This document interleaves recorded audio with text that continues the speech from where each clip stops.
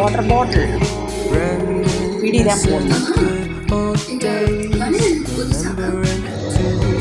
காலையில் வாங்கிட்டு வந்தாங்க 350 ஒரு சுற்றுக்கு வரலாம் பெரிய ஒரு பையன் இருந்துச்சு.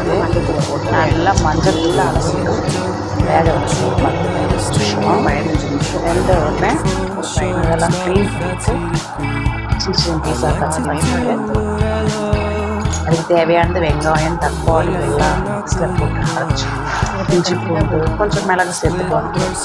மிளகு சீரகம் சேர்த்துட்டு ஒன்றா அரைச்சிட்டு மிக்ஸில் அதை வந்து சின்ன சின்ன பீஸாக கட் பண்ணிவிட்டு குழம்பு ரெடி பண்ண வேண்டியது.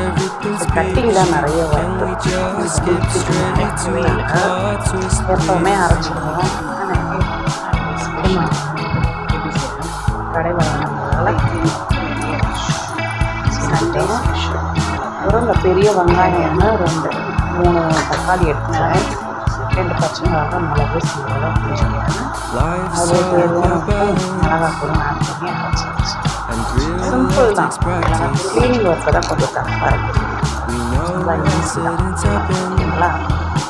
நீங்களும் ட்ரை பண்ணிக்கோங்க. பிடிச்சவங்க சாப்பிடலாம். ஓகே சீசரில் கட் பண்ணலாம். Beneath the surface, everything's peachy. Everything's peachy. நல்லா 1/2 hour மேலே வேக